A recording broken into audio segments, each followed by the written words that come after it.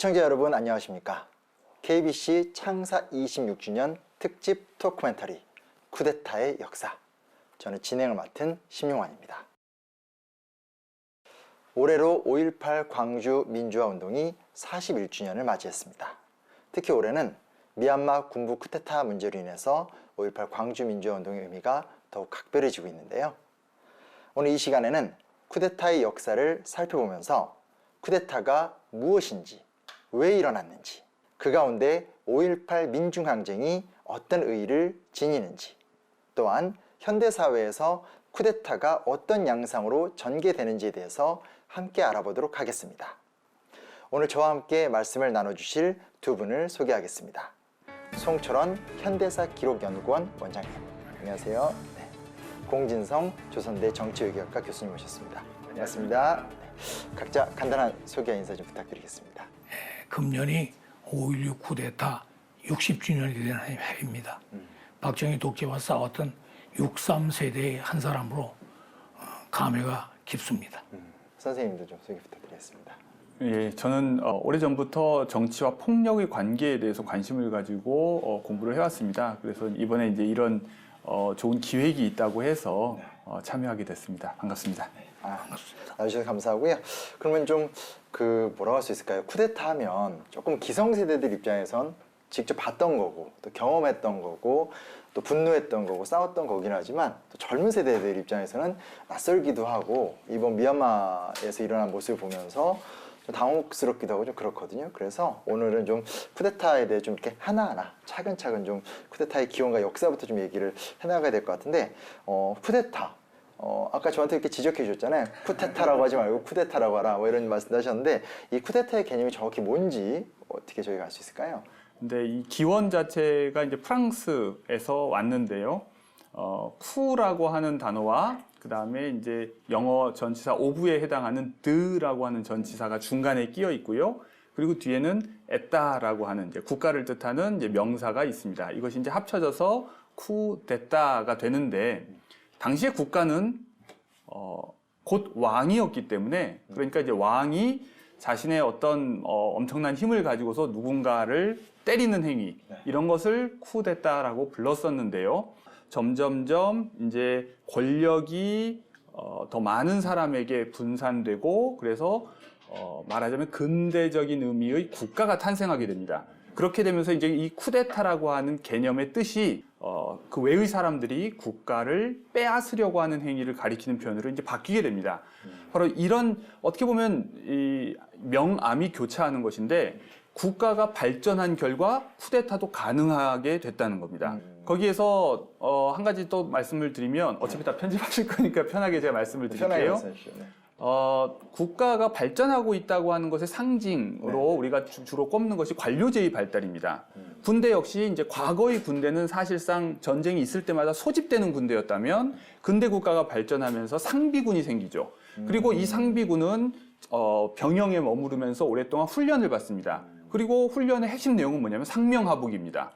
군대도 일종의 관료 집단이 되는 거네요. 그렇죠? 가장 훈련되고 가장 효율적인 관료기구라고 할 수 있죠. 네. 그러니까 이 관료기구를 장악하는 사람이 결국 국가 전체를 장악할 수 있는 가능성이 점점 높아지는 겁니다. 또 그렇게 연결돼서 또 생각이 되네요. 선생님, 방금 이제 공진성 교수님께서는 개념적인 좀 쿠데타 이런 얘기를 많이 해주셨는데, 선생님 사실 아까도 처음에 이렇게 말씀하셨지만 몸으로 좀 겪으셨던 세대시잖아요. 네. 선생님이 어떤 경험하셨던 혹은 느끼시는 쿠데타에 대한 뭐 정의 이런 걸 어떻게 볼 수 있을까요? 네.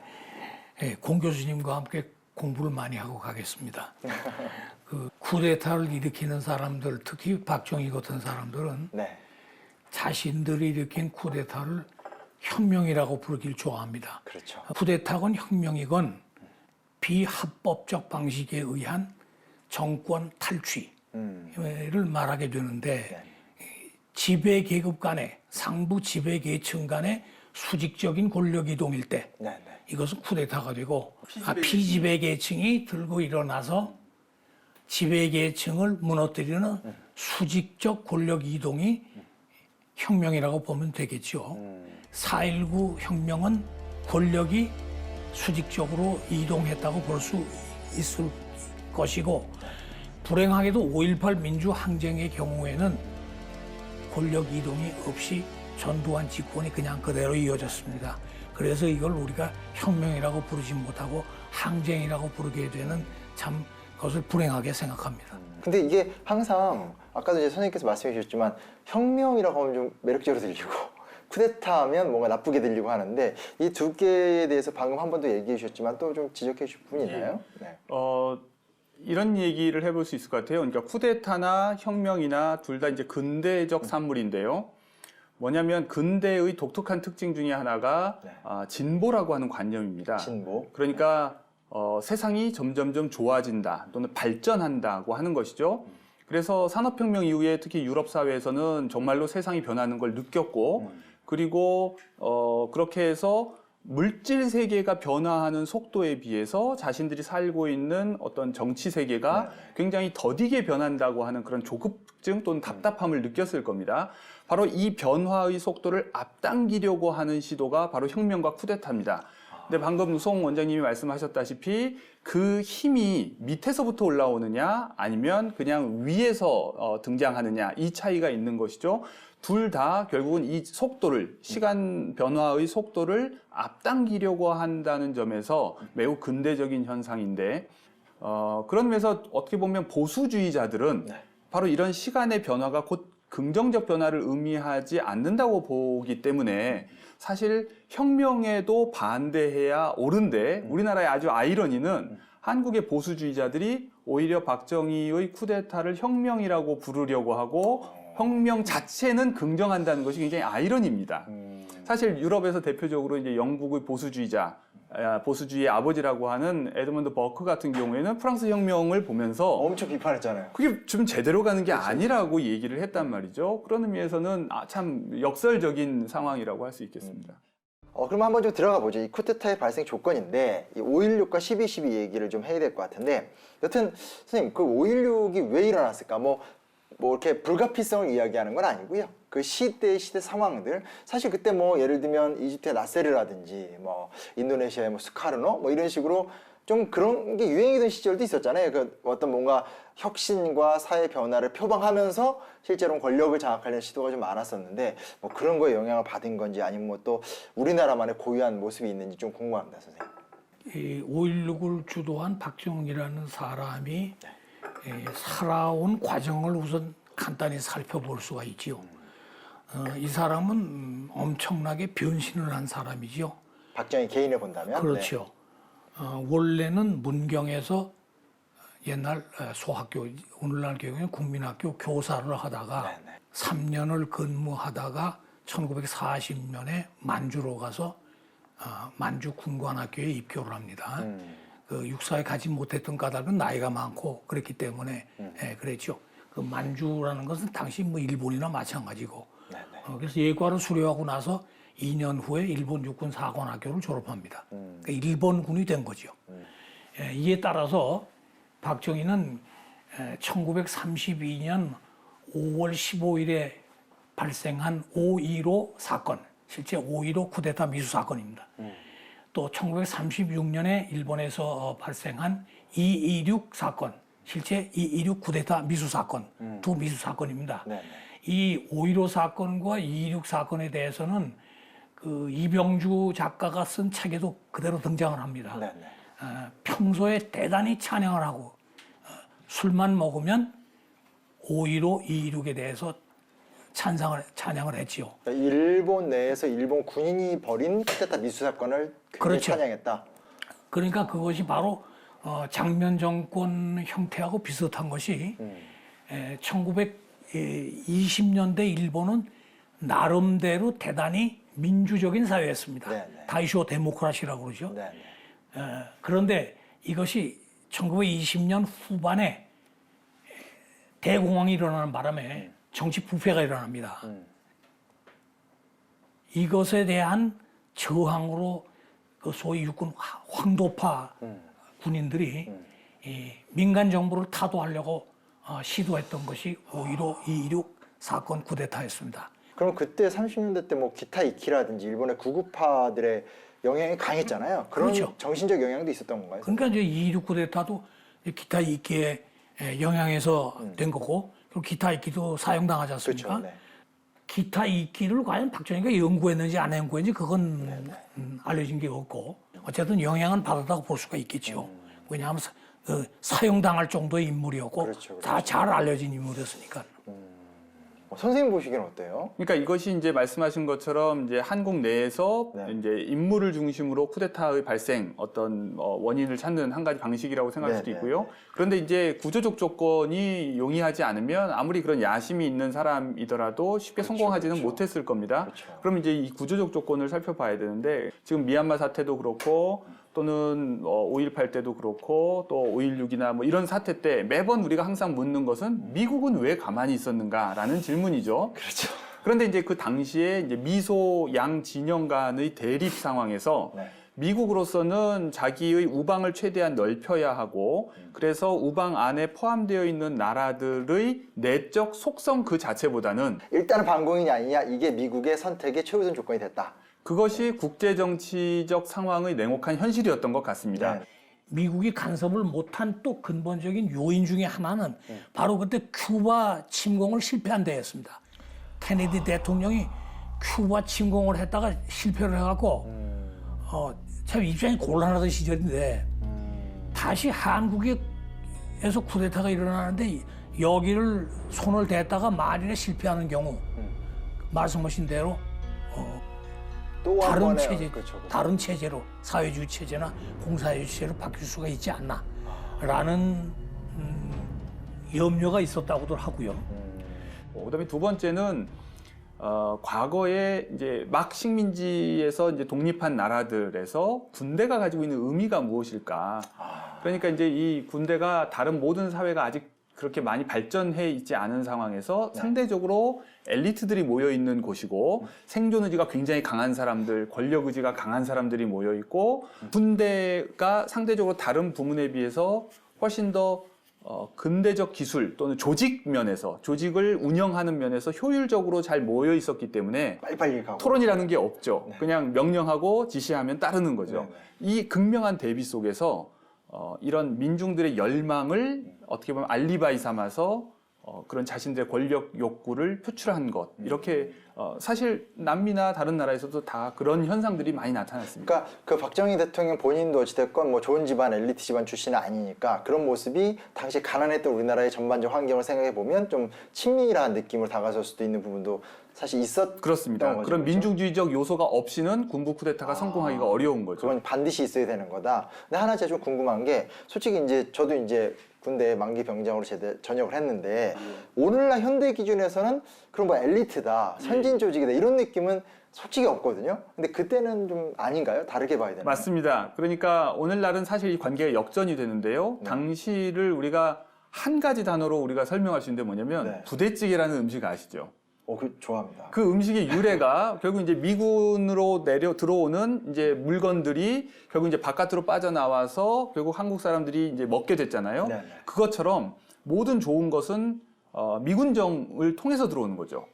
그리고 그 혜택을 제일 먼저 받는 집단이 그나마 군대죠. 군대겠네요, 그렇죠? 그리고 그 혜택을 또 받는 것이 군 외곽에 있는 조직들이고. 지금 뭐 생각하는 거 전혀 다르더라고요. 지금 이제 조금 앞질러서 그 12.12를 얘기하자면 그 주역인 전두환 노태우도 그쵸, 그쵸. 바로 이 60년대에 미국 유학을 갔다 온 사람들입니다. 미국도 마찬가지로 네. 이 우방으로 포섭하기 위해서 그 나라의 엘리트들을 유학시키고 장학금도 주고 투자도 하고 많은 것을 했습니다. 그럼 장점이 뭐냐면 무기 체계가 비슷해지고요.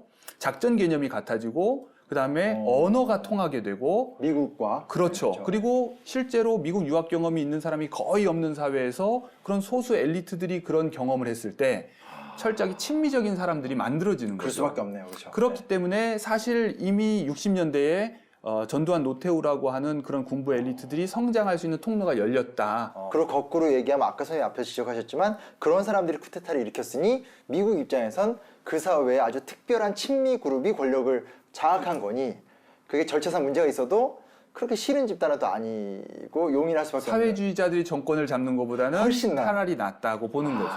선생님 막 얘기 나누는데 뭔가 막 적으셨어요. 하고 싶은 말씀 계신 거죠? 우선 그 5.16 쿠데타를 놓고 볼 적에 네.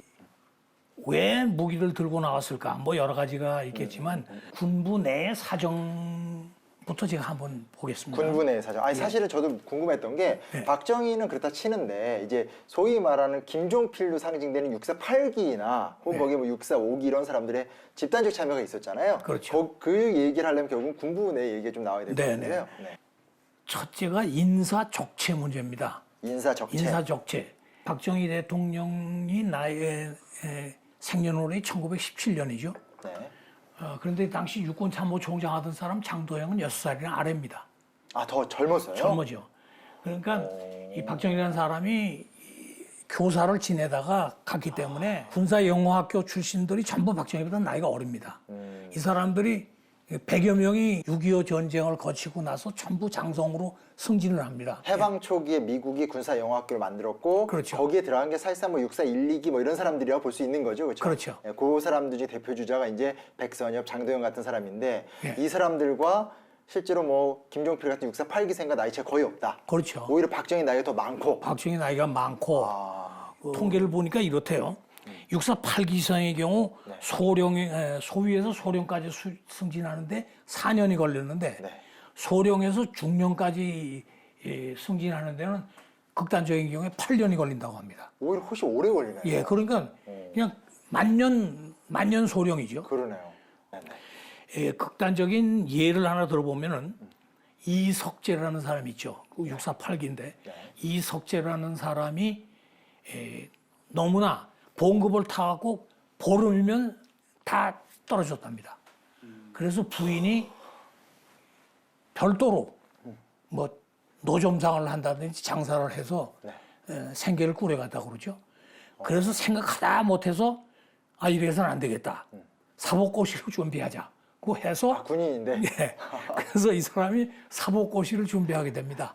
사복고시를 준비해서 5.16 쿠데타에 참여해서 이 사람이 박정희가 조직한 국가재건 최고회의의 법사위원장이 됩니다. 이 사람이 법사위원장이 되는 까닭이 먹고 살라고 직업을 바꾸려고 사복고시 준비를 하다가 법률 공부를 하다가 이렇게 되죠. 그 남들이 사정 모르고 보면 준비된 인재인데 그 사람들 입장에서 예. 그런데 이제 그 안을 보면 정말 먹고 살기 힘든 생존의 어떤 이러한 수단이었던 거네요, 그렇죠? 그렇죠. 그러니까 이런 게 박정희가 쿠데타를 일으키자고 할 때 나도 참여하겠습니다라고 하는 큰 동기 중에 하나가 이 바로 그 생활 문제가 당시에 상당히 큰 동기 중에 하나가 되었다라는 기록이 보이고 4.16 혁명이 일어나고 장면 정권이 들어서서도 사실상 이승만 정권 때 어떤 그런 군부 요직 수뇌부들은 잘 이렇게 밀려나거나 재정리가 안 됐나 봐요. 그렇죠. 안 됐죠. 또 그 국내 사정으로 보면은 장면 정권이 무능했다는 것은 뭐 틀림없는 사실이지만 네, 네. 국내에서도 그 협조한 사람이 장도영과 윤보선입니다. 그렇죠. 그 이 사람들이 협력을 했다고요? 장도영의 경우에는 사실 5.16 쿠데타를 몰랐죠. 네. 근데 박정희 쪽에서는 사전에 통지를 했다. 알고 있었다고 하는데 장도영은 절대 그건 아니었다. 그건 아니다. 예. 그런데 제가 보기에도 그래서 자세한 내용은 알지 못했습니다. 그 5.16 쿠데타 과정을 보면 계엄사령관을 장도영 이름으로 발표를 해야 되니까 그 5.16 쿠데타 중에 편지를 씁니다. 한국 쿠데타 참 이상한 게 육군 참모총장한테 반란군 수괴가 편지를 씁니다. 사전에 통지를 안 하고 중간에 막 통지하는 거예요. 통지를 안 하고 거사를 해서 미안하게 생각합니다. 이런 이상한 쿠데타가 있죠. 편지를 씁니다. 그런 그 편지를 쓰고 또 그걸 편지를 받습니다. 그거 받으면 탱크를 빨리 동원해 가고 빨리 진압해야죠. 진압을 해야 될 텐데 그 별로 큰 진압하는 행동을 안 하죠. 그러니까.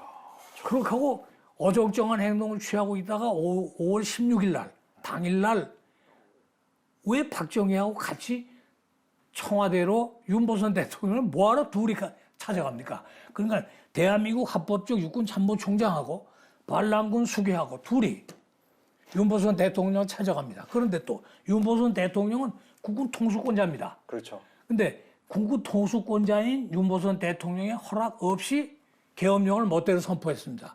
그러면 이 사람은 당연히 계엄령이 내 허가 받지 않고 선포된 거니까 무효다라고 했어야 되는데 글쎄요 방송까지 했습니다. 장관인 사람들은 빨리빨리 나와서 사태를 해결해라 항복을 해라 이런 얘기죠. 그럼 장도영이나 윤보선이 보여준 모습은 나중에 그 최규하 대통령, 그러니까 12.12 군사 반란에서 육군참모총장을 체포하는 걸 제가해줬었던 최규하 대통령 거의 좀 비슷한 행동으로 봐도 좀 무방하지 않나요? 그러니까 이제 정치 엘리트들이 이 공화국 질서에 대한 확신이나 신념이 과연 어느 정도였을까 저는 그것도 좀 생각해 볼 필요가 있는 것 같습니다. 사실 이건 굉장히 우리가 이제 조심스럽게 접근해야 되는데 왜냐하면 쿠데타는 성공하거나 진압되거나 아니면 내전으로 가는 거거든요. 그러니까 과연 이제 내전으로 가지 않도록 그냥 타협했다고 하는 그 사람들의 변명을 어느 정도 인정해 줄 것이냐. 네.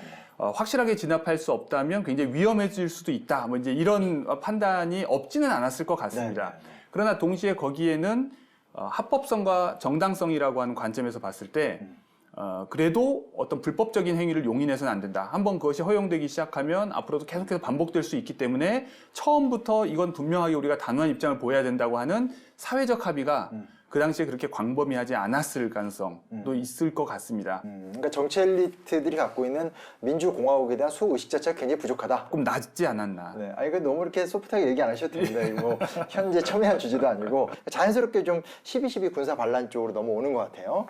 그 어떻게 보세요, 선생님은 그 옛날에 12.12 사태라고 불렀는데 최근에는 아예 공식 용어로 군사 반란이라고 딱 바뀌었더라고요. 12.12 군사 반란은 또 왜 생겼을까? 그 어떤 분이 책의 제목을 264일의 쿠데타라는 제목으로 책을 썼던데요. 264일의 쿠데타. 예, 그게 세계 최장의 쿠데타라고 합니다. 이 쿠데타를 일으키면 정권을 즉시 잡아야 되는데 계속 박격하고 준비를 하고 하다가 결국은 이제 8월 달에 최규하 대통령을 사임시키고 9월 1일 날 법적으로 취임을 하게 되죠. 네네. 전두환이 박정희 진영에 가담하기 시작한 것은 쿠데타 당일이었습니다. 전두환 대위는 정치적인 감각이 예민하기 때문에 무슨 일이 벌어졌구나 해서 육군본부로 달려갑니다. 달려가서 얘 쿠데타가 일어난 것을 알고 그 이튿날 박정희를 만납니다. 만나서 이 성격을 파악을 합니다. 그러고 나서 내가 무엇을 해야 될 것인가를 재빨리 간파를 하고 육군사관학교 생도들을 동원해서 5.16 쿠데타 지지 시위를 하게 됩니다. 서울시청 앞에까지 이제 행진을 하게 되는데, 그러니까 말하자면 박정희한테는 1등 공신이죠. 전두환 대위는 국가재건 최고의 인사과장으로 가게 됩니다. 바로 직책을 얻었네요. 예. 그때서부터 권력이 무엇인지를 쭉 따라가기 시작을 하죠. 오랜 기간 배웠네요, 그렇죠? 네. 그러니까 선생님 보시기에는 어찌됐건 이게 우리는 1979년 11.6 사태 이후에 보안사령관 전두환이 12.12 군사반란을 일으켰다라는 것에만 우리가 대부분 기억하고 있는데 그게 아니라 이미 전두환이라는 존재는 박정희라는 존재를 롤모델 삼아서 60년대 때부터 계속 자신의 어떤 그런 정치적 입지, 정치 군인으로서의 입지를 다져나갔다. 그렇죠. 그 얘기를 강조하고 싶으신 네네. 거죠? 그러니까 이걸 사회과학에서 뭐 경로 의존성이라고도 표현을 하는데 애초에 한국 사회에서 박정희의 쿠데타가 일종의 하나의 경로를 만들어 버린 거죠. 롤모델이 된 거죠. 성공의 일종의 이제 성공의 어떤 경로를 하나 만들었기 때문에 그 이후에 후배 장교들이 그 사람들을 모방하게 되고. 근데 사실 이것은 우리나라에선 다행스럽게도 이제 차단이 됐지만 미얀마의 경우에는 이것이 계속 반복되고 있거든요. 그래서 이제 우리가 어른들이 모범을 보여야 된다 이런 말을 하듯이 네. 본이 잘못 서면 그다음부터 사람들은 자꾸 그 본을 따라가게 되는 거죠. 그런 의미에서 전두환과 그 전에 이제 선구자인 박정희의 관계에 주목하는 것은 굉장히 의미 있다고 생각을 하고요. 네. 공 교수님이 좋은 말씀 하셨고요. 그렇죠. 네. 이론적으로 아주 완벽하게 말씀해 주시니까 저는 실례를 하나 들어보죠. 박정희건 전두환이건 쿠데타를 서두르게 된 동기가 무엇일까? 어떤 책에 보면은 박정희의 경우에 눈에 핏발이 서서 쿠데타를 추진했다 이렇게 보는데 아까도 말씀드렸지만 박정희는 그 사상적인 배경 때문에 그 쿠데타 일으키는 1961년 1월 달에 박정희를 전역시키기로 회의에서 결정을 했습니다 이미. 그러니까 그 사실 자기가 알죠. 자기가 아니까 이거 빨리빨리 안 하면은 자기가 옷을 벗고 옷을 벗으면 군복을 벗는 순간 자기는 아무 힘도 없습니다. 그걸 알고 서두르게 되었고 전두환의 경우도 똑같습니다. 전두환 이하 여러 사람들이 하나회를 중심으로 한 정치군인이라는 걸 다 알고 있었습니다. 이 정승화 육군참모총장이 전두환을 전역시키든지 동방사 사령관으로 보내든지 이걸 자기가 했었어야 되는데 당시 노재현 국방부 장관하고 의논을 합니다. 그러니까 또 노재현 씨가 또 국방부 차관한테 그런 얘기를 합니다. 그 얘기가 그대로 전두환한테 귀에 들어갑니다. 그렇게 해서 빨리빨리 서두른 게 바로 12.12 쿠데타. 이게 어떻게 보면 그 이면에 있는 원인 중에 하나나 이렇게 볼 수도 있습니다. 전 좀 궁금한 게 이제 그 경로 의존성, 뭐 본 이런 얘기를 하셨는데 이게 군대가 뭐 하나에만 있지는 않지 않았을까요? 다른 어떤 그런 세력, 군사 쿠데타나 박정희 체제가 무너진 상태에서 새롭게 권력을 잡고 싶어하는 세력 이런 것은 없었나요? 아니면 저는 어떻게 그게 봐야 불가능하다고 보는 게요. 네, 박정희가 자신이 쿠데타를 일으켰기 때문에 네. 다른 사람들이 자기를 전복시키는 쿠데타를 일으키지 말라는 법 없습니다. 굉장히 예민했어요. 따라서 군부에 대해서 엄청나게 신경을 썼습니다. 예를 들어서 아까도 말한 이석재라는 사람이 네네. 생활이 곤궁해갖고 사법고시를 하려고 그러던 지경이 있었으니까 군부에 대한 생계에 굉장히 신경을 썼습니다. 월급도 올려주고. 예. 그 월급을 벼랑간 올릴 수는 없으니까 네. 당시 공무원을 수천 명을 숙청하고 옷 벗게 하고요. 네. 그 자리로 전부 군인 출신을 다 보냈고. 돈을 한 번에 올릴 수 없으니까 자리를 만들어주는 그렇죠. 그 다음에 특히 경찰로 많이 보냈습니다. 그러니까 경찰로 많이 예, 하더라고요. 경찰로 많이 보냈습니다. 그래서 예를 들어서 5.18 때 발포 명령을 거부한 안병하 치안감도 바로 648기입니다. 동기구나. 예, 648기입니다. 그러니까 그 안병하 치안감처럼 생계 수단을 전부 군부로, 공무원으로, 공직으로 이런 식으로 해서 반란을 미리 막았기 때문에 네네. 박정희 시대에는 박정희라는 사람이 대단히 영리하고 머리가 좋은 사람 아닙니까? 네네. 그러니까 일어날 수가 없었죠. 전두환의 결국 등장이라는 건 박정희가 아꼈던 비호 세력이었기 때문에 쿠데타를 일으켰다고 봐야 되나요? 예, 그렇게 따서 보고 저는 참 박정희가 죽었으니까 가능한 거죠. 그러니까 죽었으니까. 예, 네, 살아 있었으면 불가능했을 그렇죠. 근데 어떻게 죽기 직전에 보안사령관으로 임명을 했을까? 그건 무슨 박정희라는 사람이 국민투표에서 이기고 나서 일기장에다가 신은 드디어 나에게 또다시 임무를 맡기셨다 뭐 이런 얘기를 했는데 신의 계시를 받았는지 여하튼 그때 당시 그 계급이 소장밖에 안 됐기 때문에 보안사령관으로 갈 좀 예외적인 군번이 승진이었나요? 아니거든요. 근데 상당히 파격적인 인사를 했다고 그러죠. 그러니까 결국 그 사람이 보안사령관이 되는 바람에 자기가 죽고 나서도 결국 합동수사본부장으로 가고 정승화를 잡아내고 뭐 이렇게 되지 않았나.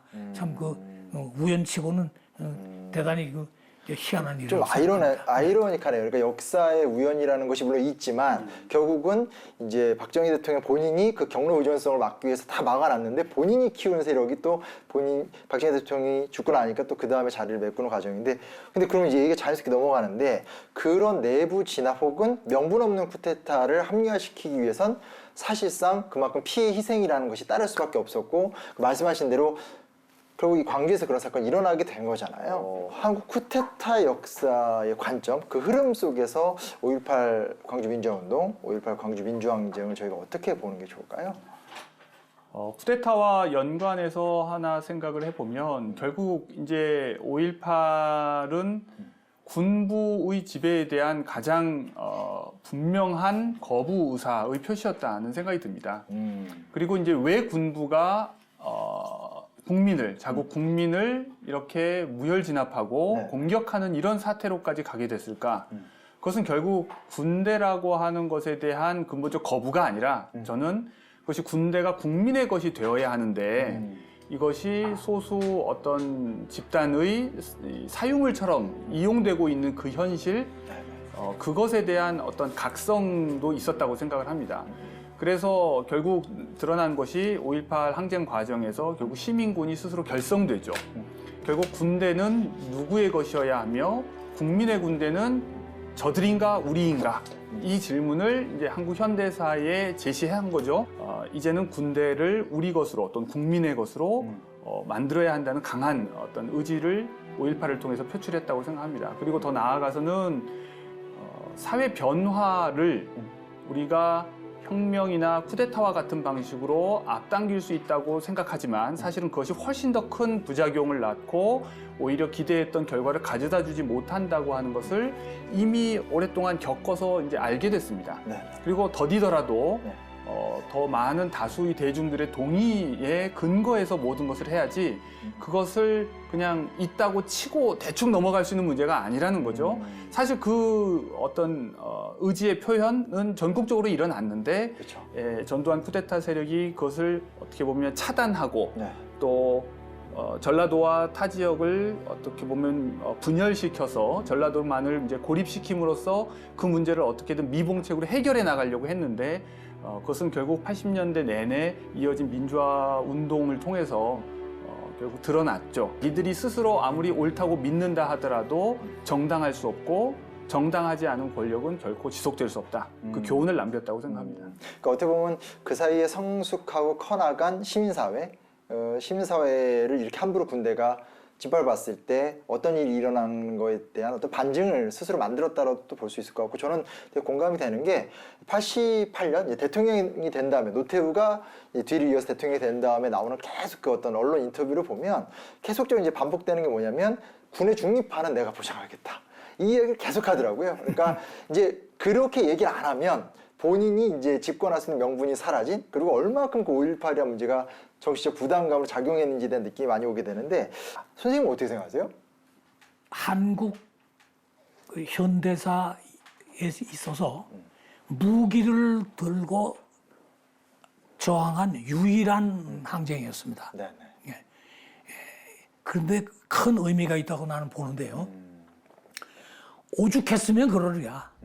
그 무기를 들었다는 것은 무기를 들지 않을 수 없는 여건이 그러했다는 거죠.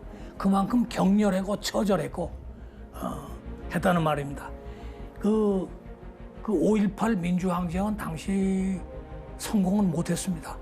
그러나 그 7년 후에 소위 87년 민주항쟁을 통해서 오늘날과 같은 민주사회를 만들 수 있게 되었죠.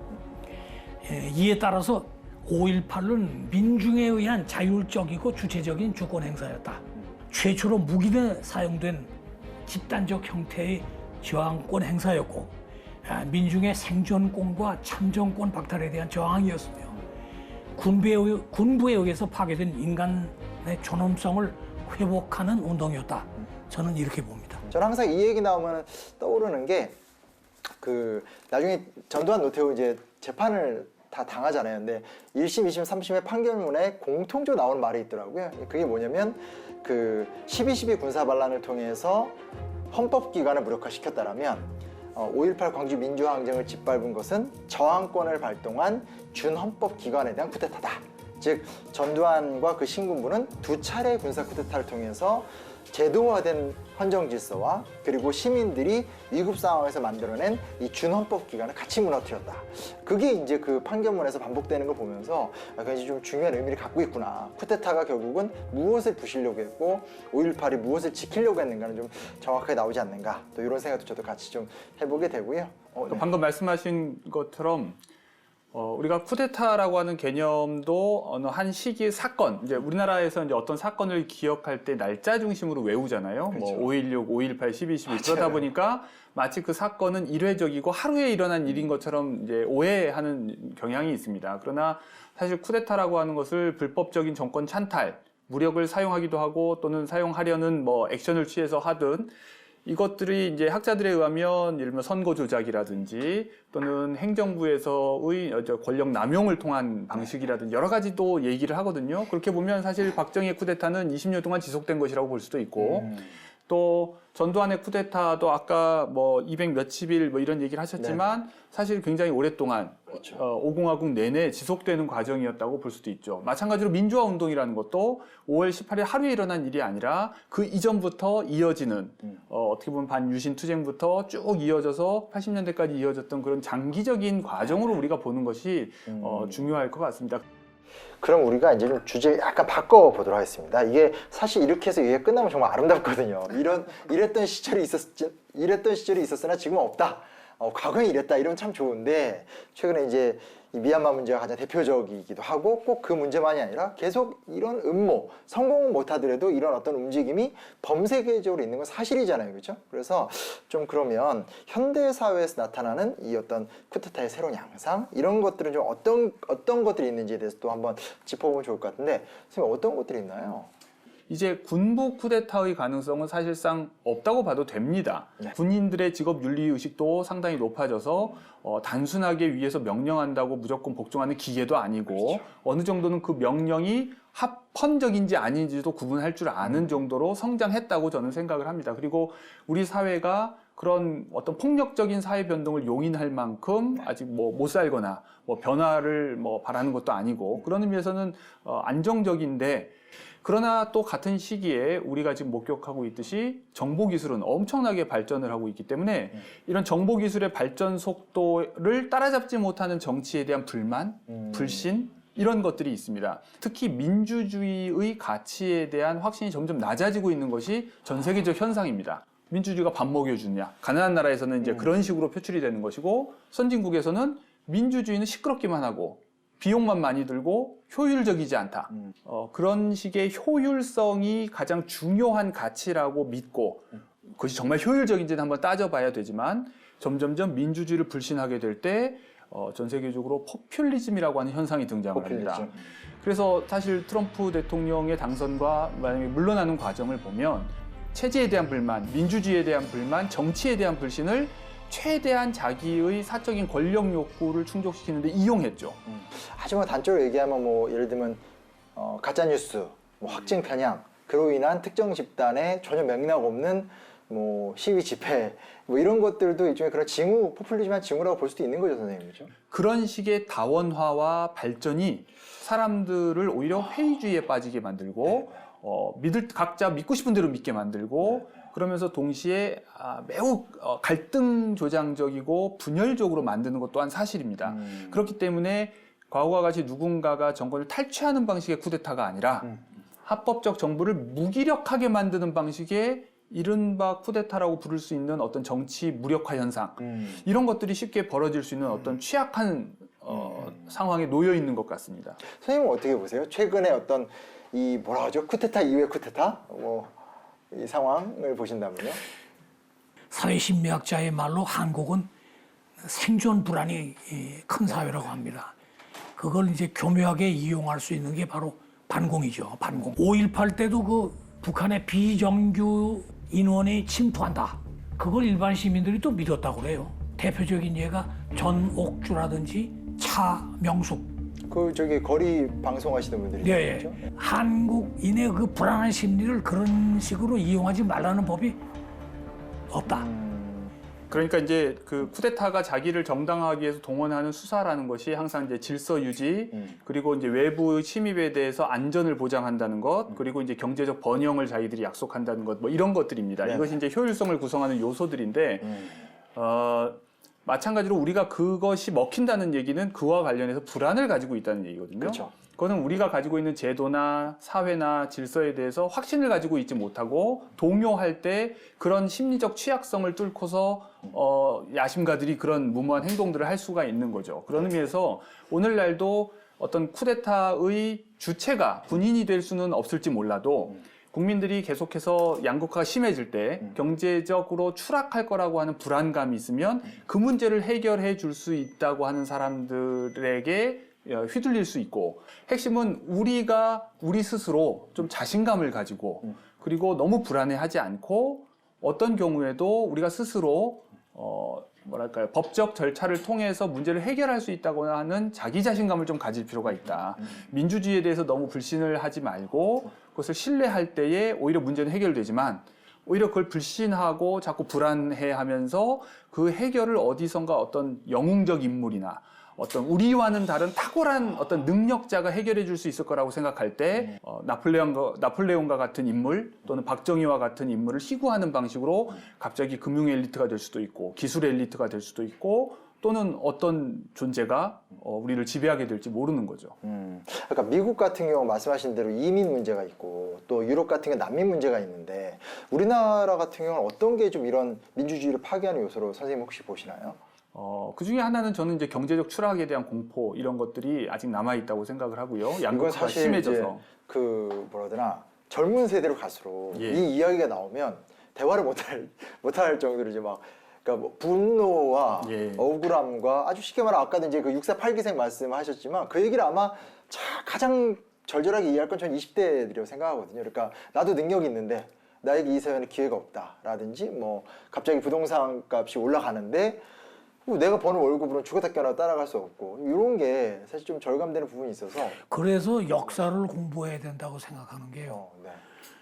그 오늘날 부동산 파동이라든지 이런 것이 다 근원이 박정희 시대의 강남 난개발에서 시작된 겁니다.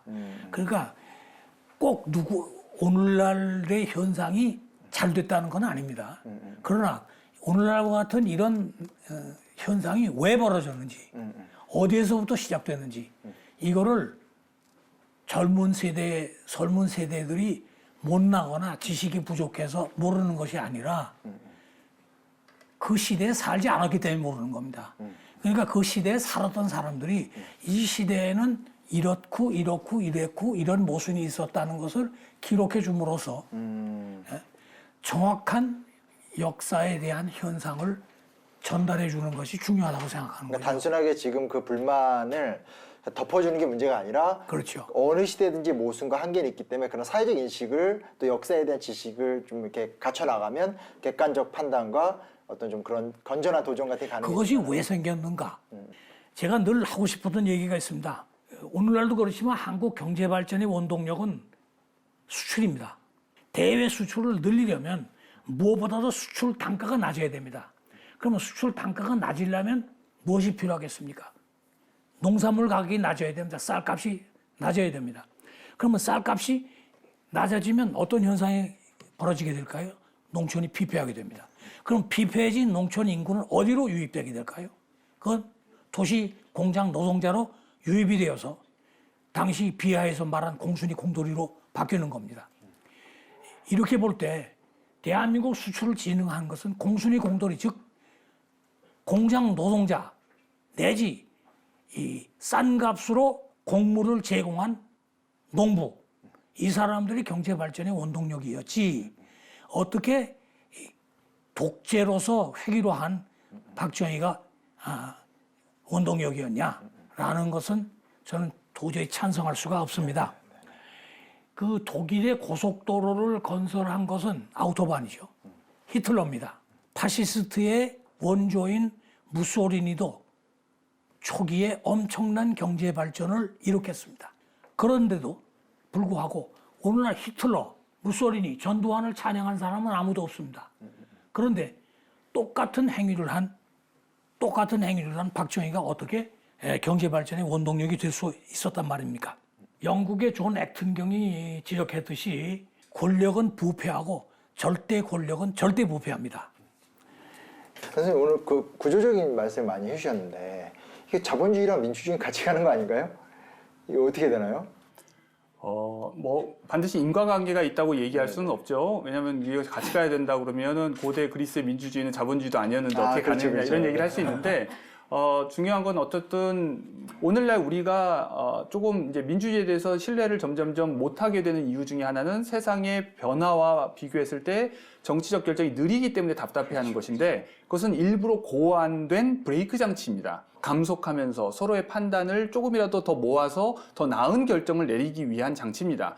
여기에 대해서 지금 이제 젊은 세대들이 그 효과를 느끼지 못하는 것, 그건 굉장히 안타까운 사실이고 그런 의미에서 기성세대, 특히나 정치에서 직업적으로 일을 하고 있는 사람들이 좀 더 유능해져야 된다고 생각합니다. 그러나 다만 그 유능함이라고 하는 것이 정치가 마땅히 추구해야 할 그 감속의 가치 또는 서로 더 지혜를 모으고 더 합리적인 결정을 내려고 노력하려고 하는 그것을 버리려는 것이 아니라 그것을 오히려 더 철저히 해야 된다는 것입니다. 그러나 아직까지 정치가 그 점에서 유능함을 제대로 보여주지 못하고 유권자들의 신뢰를 얻지 못하고 있기 때문에 점점 사람들이 어떤 지름길을 찾는 거죠. 뭐 비트코인이라든지 주식이라든지 또는 영혼까지 끌어모아서 집 하나 만들어야 하는 방식으로라도 해서 지름길로 부자가 되려고 하고 지름길로 출세하려고 하는 이 심리, 이것을 어떻게 하면 해결해야 될지, 이거는 우리 사회가 함께 지혜를 모아야 될 일이라고 생각합니다. 얘기를 쭉 듣다 보니까 결국은 이제 속도라는 유혹이 큰 문제인 것 같아요. 그러니까 과거에는 너무 가난하니까 뭐 빨리 소위 말하는 조국 근대화를 빨리 이루기 위해선 부정한 짓 할 수 있다 였다라면, 또 최근에는 사회가 고도화가 됐기 때문에 또 고도화된 사회로 풀어가는 것도 굉장히 복잡한데 그 복잡성을 또 인정하지 않고 그냥 빨리 뭐 기업 봐라, 누구 CEO 갑자기 대박 났더라, 비트코인 투자했더니 몇십억의 부자가 됐더라, 욜로의 삶을 살 수 있더라, 이런 게 항상 또 문제가 되는데, 선생님 말씀하신 부분이 참 의미가 있는 게 결국 속도도 의미가 있지만 민주주의가 갖고 있는 감속의 의미, 또 그게 단순하게 그냥 느리게 가자는 것이 아니라 결국은 많은 사람들이 충분히 수기해서 정말 의미 있는 대안적 결정을 내려서 사회를 바꿔나가는 하나의 틀거리가 돼야 된다, 뭐 이런 말씀이신 거죠, 그렇죠? 너무 잘 정리해 주셨습니다. 공감이 되기도 하고 저도 같은 의견이어서요. 얘기를 듣다 보니까 이게 제일 처음에는 쿠데타 이야기를 시작을 했는데 나중에 가니까 쿠데타에 대한 고민이 결국은 현재의 고민으로 이어질 수밖에 없구나. 역사를 공부하는 이유는 결국 오늘의 문제를 풀어가는 데 있어서 좀 중요한 지혜가 되지 않나는 좀 생각을 해보게 되는데, 얘기를 좀 많이 나눠봤습니다. 좀 최종적으로 저희 좀 이렇게 한마디씩 좀 얘기하고 마무리 지어야 될 것 같은데, 선생님 오늘 뭐 어떠셨습니까? 이 사회에 쿠데타가 없어진 것이 아닙니다. 예. 어느 시기에, 어느 때, 어느 기회를 타서 이른바 그 파시스트라고 그러죠. 네. 이런 성격을 가진 사람들이 또 등장을 해서 그 한국인의 심리 불안을 자극해서 쿠데타적 사건을 일으킬지 모릅니다. 예. 계속 경각심을 갖고 시민적 의식을 발휘해야겠습니다. 네. 선생님은? 단일한 솔루션이 있다고 하는 것은 사실 정치의 현실, 특히나 현대 정치의 현실하고는 잘 맞지 않는데, 여전히 그런 것을 가능한 것처럼 이야기하면서 유권자들을 유혹하는 이런 정치인들이 있는 것 같습니다.